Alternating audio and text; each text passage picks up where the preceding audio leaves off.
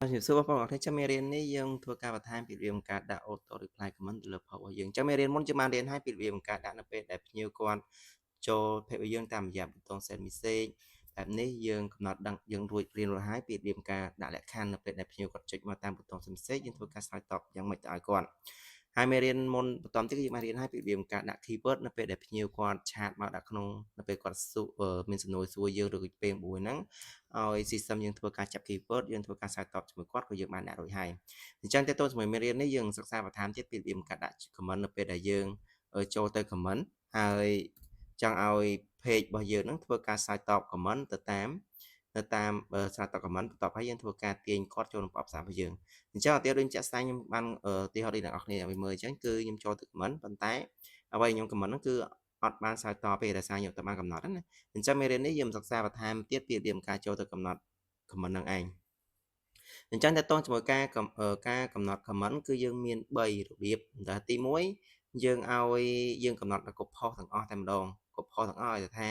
មិនថាផុសចាស់ឬផុសថ្មីទេឲ្យតែថាមានគេ comment គឺយើងធ្វើការចាប់គេជា comment ហើយយើងធ្វើការឆ្លើយតបគេហើយធ្វើការទាញគេចូលក្នុងប្រអប់សារតែម្ដងហ្នឹងវិធីទី1វិធីទី2យើងចង់ឲ្យការឆ្លើយតបរបស់យើងគឺឆ្លើយតបតាមផុសឧទាហរណ៍ថាផុសមួយនេះជាផលិតផល A អញ្ចឹងខ្ញុំឲ្យវាឆ្លើយតបតែ comment ផុស A ទេហើយមួយទៀតផលិតផលនេះគឺផលិតផល B អញ្ចឹងនៅពេលដែលគេ comment លើផុសមួយនេះយើងឲ្យផលិតផល B អញ្ចឹងទៅហ្នឹងរបៀបទី2របៀបទី3យើងអាចធ្វើការឲ្យគេ comment ជា keyword comment ជាលេខកូដណាហើយបន្តទៀតយើងអាចទាញជាលេខកូដមានថាយើងឲ្យចាប់ជាលេខកូដបានធ្វើការ auto reply អញ្ចឹងទៅអញ្ចឹងតើតើជាមួយការ auto reply comment យើងមាន3វិធីហ្នឹងប៉ុន្តែក្នុងមេរៀននេះខ្ញុំសូមធ្វើការបង្ហាញពីអ្នកនរគ្នាពីរបៀបការចូលទៅឆ្លើយតប comment យើង comment ម្ដងយើងកំណត់ភាសាគឺគ្រប់ផុសទាំងអស់គឺឆ្លើយដូចគ្នាហើយយើងអត់កំណត់លក្ខខណ្ឌចាប់ keyword ទេអញ្ចឹងមេរៀននេះយើងនឹងអនុវត្តវីដេអូតែម្ដងតោះអញ្ចឹងដើម្បីចូលបានគឺយើងត្រូវចូលមក website របស់ Chat AI Trial មកហើយយើង log in ជាមួយនឹងគណនីរបស់យើងចុច log in មកបាទអញ្ចឹងបន្ទាប់ពីយើង log in ហើយយើងទទួលបាន dashboard យើងដដែលហ្នឹងហើយហើយអ្វីដែលធ្វើបន្ទាប់ទៀតគឺយើងចូលមកក្នុង comment manager វិញអញ្ចឹងការតទៅជាមួយការបង្កើតមុនគឺចូលក្នុង bot manager ប៉ុន្តែឥឡូវហ្នឹងចូល comment manager សិនដើម្បីបង្កើតហើយវានៅតែក្នុងទៅមកក្នុងចន្លោះហ្នឹងដដែលទេអញ្ចឹងតទៅជាមួយការបង្កើត bot គឺយើងបង្កើតនៅក្នុងនេះប៉ុន្តែតទៅមក auto reply comment គឺយើងដាក់នៅក្នុងនេះណាអញ្ចឹងដើម្បីចូលបានគឺយើងចូលកន្លែងនេះមក comment manager ហើយបន្តទៀតគឺអ្នកនរគ្នាចុចយក alt post អញ្ចឹងឥឡូវនេះគឺយើងកំណត់តកតងជាមួយនឹងការដែលយើងឲ្យឆ្លើយតបគ្រប់ post តែម្ដងនៅក្នុងហ្នឹងណាអញ្ចឹងខ្ញុំចុចកន្លែង alt list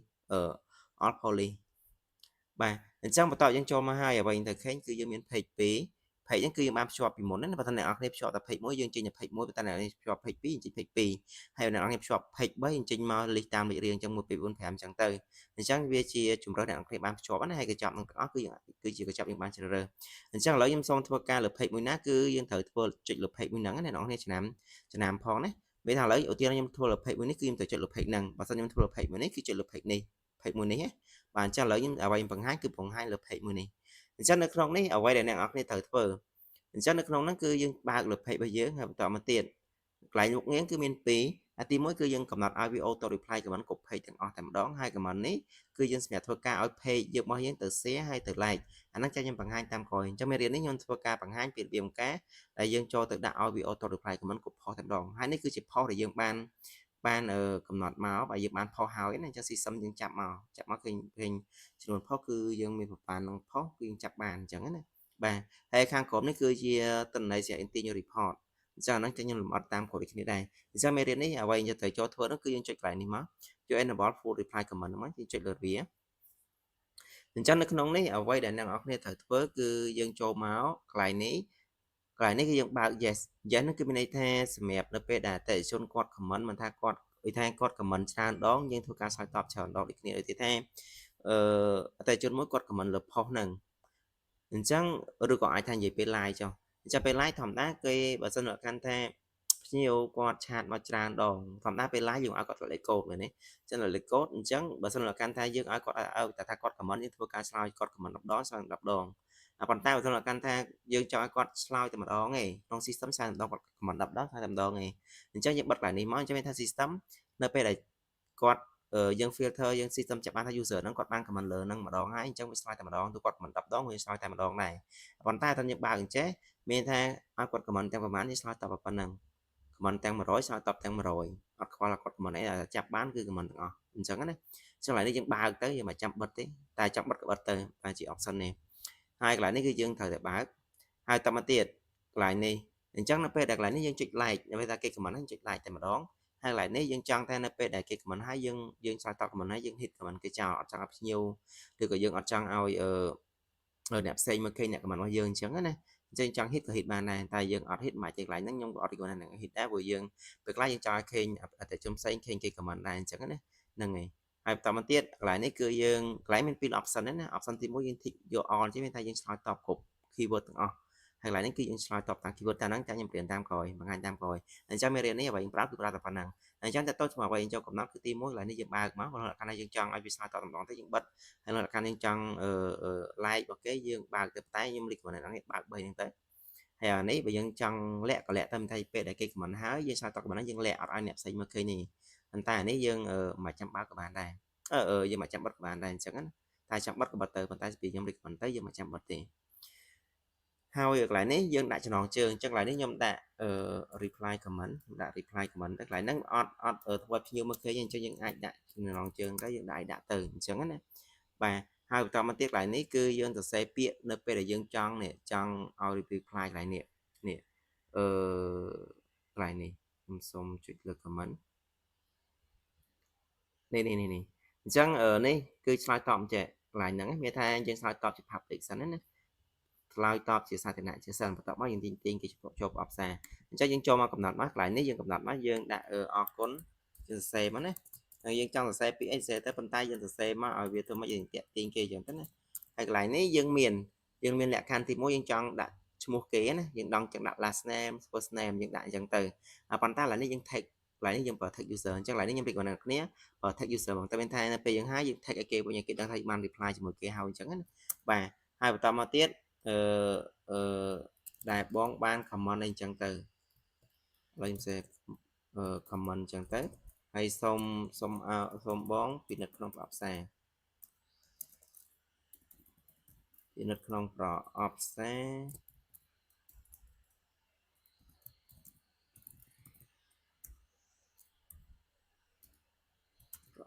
ក្រុមការងារបានឆ្លើយតបក្រុមការងារបានឆ្លើយតបអញ្ចឹងទៅ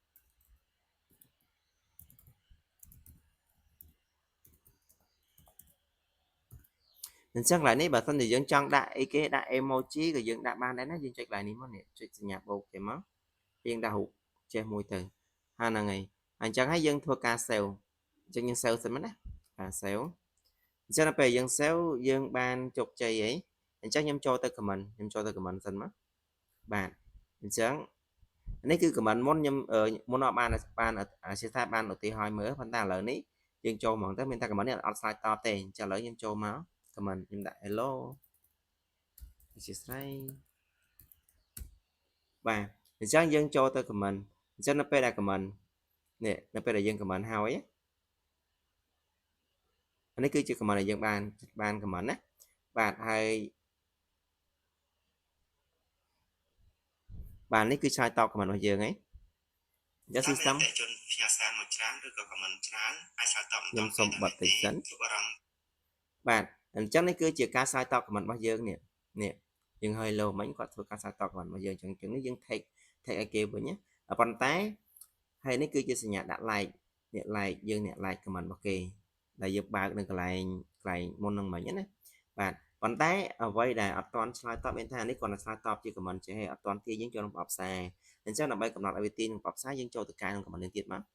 ចុច like នេះតាចុចលើ page យើងចុចទៅ edit សិនមកនេះចាំតិចអញ្ចឹងកន្លែងនេះយើងអត់ទាន់បានកំណត់ទេថានៅពេលដែលគេ comment យើងឆ្លើយតបបែបនេះហើយយើងចង់ផ្ញើសារ template មួយណាទៅឲ្យគេទៅឲ្យភ្ញៀវយើងណាអញ្ចឹងនៅក្នុងនេះខ្ញុំមាន comment អីគេមាន comment មួយ comment get start ដូចយើងបានបង្កើតមុនហ្នឹងយើងបង្កើតមេរៀនមុនណាយើងដាក់ហ្នឹងមួយមានថានៅពេលគេ comment ខ្ញុំទាញ template get start ឲ្យគេតែម្ដងចុចខ្ញុំ save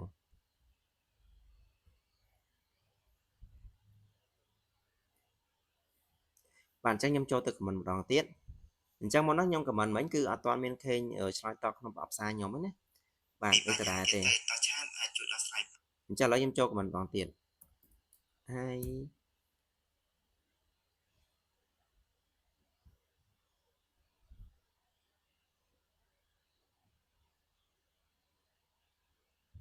បាទអញ្ចឹងនៅពេលដែលយើងចូលទៅ comment នេះឥឡូវឃើញថា page យើងឆ្លើយតបមកខ្ញុំហើយនេះឆ្លើយតបណាទី1នេះទី1ឆ្លើយតបខ្ញុំក្នុងប្រអប់សារទី1ឆ្លើយតបខ្ញុំជាសារធាតុឆ្លើយតបខ្ញុំនៅក្នុងប្រអប់នេះកន្លែងនេះខ្ញុំចុចលើ all comment មក see all នេះយក all comment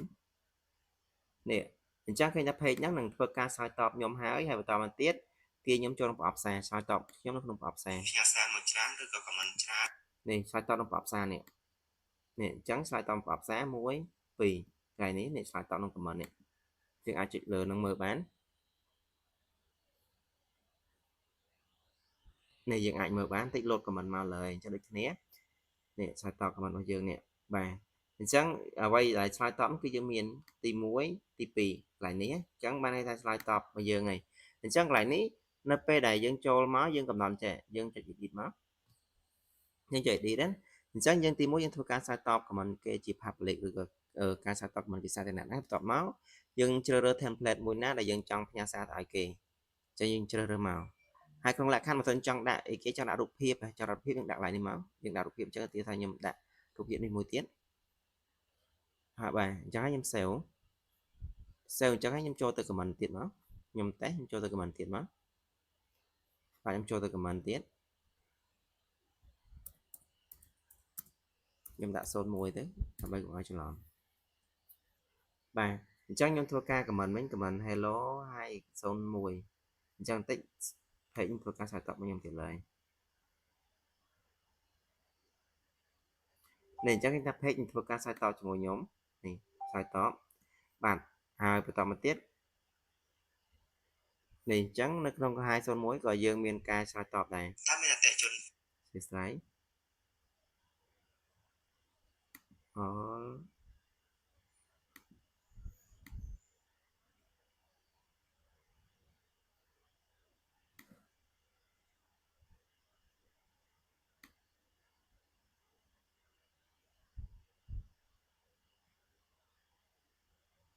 ហ្នឹងហើយអញ្ចឹងនៅក្នុងនោះគឺមានឆ្លើយតបហើយតែក៏សារមកខ្ញុំពលាមើលអត់អស់ណាបាទខ្ញុំបិទចោលតែម្ដងទេផ្ញើសារមកច្រើនឬក៏ comment ច្រើនអញ្ចឹងឃើញថាការឆ្លើយតប comment គឺយើងបានឆ្លើយតបជាមួយឯងប៉ុន្តែកន្លែងនេះខ្ញុំសូមបញ្ជាក់បន្តិចកន្លែងនេះអ្នកនរគ្នាឃើញថាការឆ្លើយតបគឺយើងមានបានត្រឹមតែ2 template ទេនេះទី1នៃទី2បាន12ហ្នឹងឯងនៃ template ទី1 template ទី2បាន12លក្ខខណ្ឌហ្នឹងឯងអញ្ចឹងណាអញ្ចឹងក្នុងលក្ខខណ្ឌហ្នឹងបើសិនជាយើងបង្កើត template របស់យើងឧទាហរណ៍ថាអញ្ចេះឧទាហរណ៍ខ្ញុំចូលខ្ញុំបតវិញដែរមកមិញយើងមិនទៅចូលកែគេចូលកែកន្លែង get start យើងទៅចូលមកចូលកន្លែង get start មិនជ្រើស template get start មែនទេអញ្ចឹងខ្ញុំចូលមកហើយខ្ញុំយក action button ហើយខ្ញុំចូលកែ template get start នេះ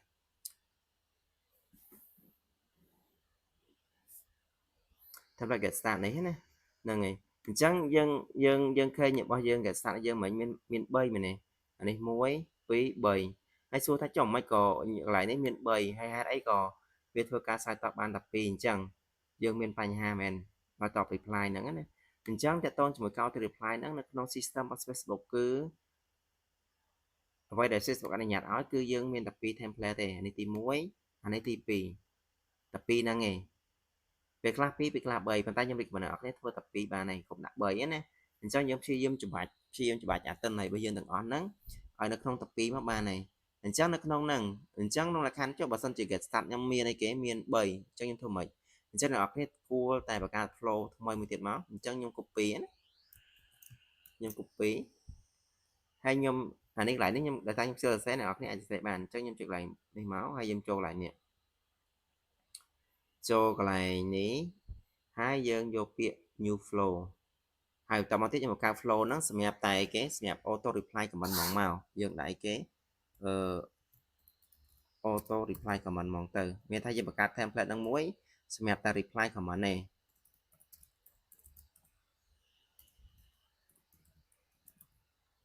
បាទហើយកន្លែងនេះយើង take ដាក់ user មួយ user comment ទៅយើងដាក់ចំណាំខ្លួនឯងទៅស្រួលថ្ងៃក្រោយយើងប្រើចង់ទាញបានហើយតោះខ្ញុំចុចដានមកអញ្ចឹងខ្ញុំទាញអក្សរមកមួយបាទហើយកន្លែងនេះយើងអាចសរសេរមក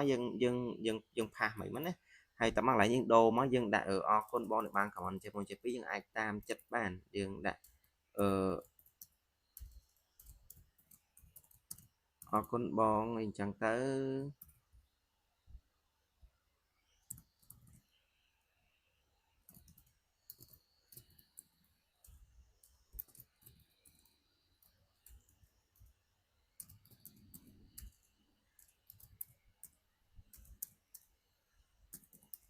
តែបាន comment អញ្ចឹងទៅហ្នឹងហើយចុចយើងចុច save មកហើយបន្តមកទៀតខ្ញុំទាញ voice ខ្ញុំដាក់ចូលខ្ញុំទាញ voice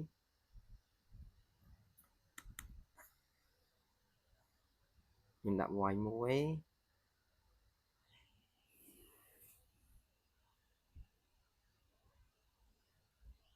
ហើយបន្តមកទៀតខ្ញុំដាក់រូបភាពមួយទៀតមកអញ្ចឹងយើងទាញមកអញ្ចឹងយើងមានថាជាក់ស្ដែង template នេះមាន3ខ្ញុំដាក់រូបភាពចូលមាន3អញ្ចឹងខ្ញុំដាក់នោះខ្ញុំមានបំណងចង់បង្ហាញអ្នកនរគ្នាថានៅពេលដែលវាដំណើរការតើវាដំណើរការមួយណាអញ្ចឹងខ្ញុំដាក់រូបនេះកន្លែងនេះអ្នកនរគ្នាខ្ញុំសូមបង្ហាញតិចកន្លែងនេះកន្លែង typing delay នេះអញ្ចឹងអាហ្នឹងគឺជានិមិត្តសញ្ញាមួយសម្រាប់ពេលយើងឆ្លើយតបទៅឃើញឲ្យភ្ញៀវគាត់មើលឃើញយើង delay យើងពជាពេលការឆ្លើយតបចឹងឡើយមានឃើញទឹកអញ្ចឹងពេលខ្ញុំបើកពេលដែលខ្ញុំបើកអ្នកនរគ្នាឃើញកន្លែងនេះឃើញកន្លែងនេះload thing ហ្នឹងមានថាអាហ្នឹងយើងឲ្យគេឃើញដូចយើងកំពុងសរសេរអក្សរឆ្លើយតបគេអញ្ចឹងណាបើយើងចង់បានគឺយើងបើកទៅគ្រប់ flow ទាំងអស់គឺមានហើយក្នុងលក្ខណៈយើងចង់ឲ្យវាពជាពេលយើងយូរតិចយើងទាញអញ្ចឹងមកក៏បានដែរតាមចិត្តយើងចង់បានអញ្ចឹងណាហ្នឹងហើយចុចអញ្ចឹងមកបាទអញ្ចឹងឥឡូវខ្ញុំធ្វើហើយឥឡូវខ្ញុំធ្វើហើយជា auto reply comment ហ្នឹងហើយ template វាអញ្ចឹងខ្ញុំទៅបដូរអា comment របស់យើងហ្នឹងប្រោពី get start ឲ្យយើងទៅកែមិញហ្នឹងយកមកដាក់នេះវិញចឹងដើម្បីដូរបានគឺយើងចូលកន្លែង comment វិញដដែលមក all post list ហើយចុចលើ page របស់យើងហើយចុចមក edit ហើយកន្លែងនេះខ្ញុំដូរយកពាក្យ reply comment វិញអា template យើងបានបង្កើតមិញណាហើយខ្ញុំយក save ចប់បានហើយបន្តមកទៀតអ្វីខ្ញុំត្រូវចូលធ្វើគឺខ្ញុំចូលទៅតេស្តអញ្ចឹងខ្ញុំតេស្តហើយចេះទៅចាំមើលឆ្លើយតបជាមួយខ្ញុំណា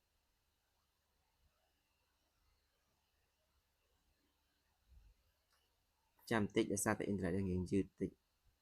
ហ្នឹងវាមិនមែនយឺតដោយសារតែ server គឺយឺតដោយសារអ៊ីនធឺណិតរបស់យើងនេះឯងអញ្ចឹងនៅក្នុងហ្នឹងឃើញអ្នកទី1ទី2ឃើញផ្ញើមកបាន12សំឡេងឃើញអត់មានអានេះអក្សរហើយនេះគឺសំឡេងបាន12ហ្នឹងឯងអញ្ចឹងយើងចូលមកកែរបស់យើងមិញខ្ញុំបង្កើតមិញណាបាទអញ្ចឹងនៅក្នុងហ្នឹង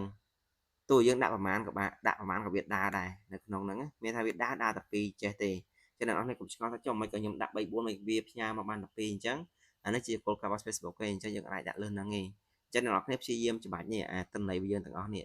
សេអសរមួយសលេងហ្នឹងជាដាក់ចូលហើយនៅមេរៀនបន្តទៀតចាខ្ញុំបង្ហាញពីរបៀបកាប់បន្ថែមប៊ូតុងធម្មតាគេខមមិនយើងឲ្យឆ្លតបពីហ្នឹងប៉ុន្តែបើយើងចង់បានលើហ្នឹងយើងអាចចុចដាក់ប៊ូតុងគេភ្ជាប់ទៅបានតែហ្នឹងចាខ្ញុំបង្ហាញមេរៀនក្រោយទៀតណាបាទអញ្ចឹងតកតងជាមួយមេរៀនមួយនេះរបៀបការឆ្លើយតប comment គឺយើងសូមទៅចាប់ប៉ុណ្្នឹងសិនអញ្ចឹងចំពោះមេរៀនបន្តទៀតខ្ញុំសូមបង្ហាញពីរបៀបនៃការដាក់ឆ្លើយតប comment ទៅតាម keyword វិញបាទអញ្ចឹងសម្រាប់មេរៀននេះខ្ញុំសូមបញ្ចប់ប៉ុណ្្នឹងសិនបាទអរគុណច្រើន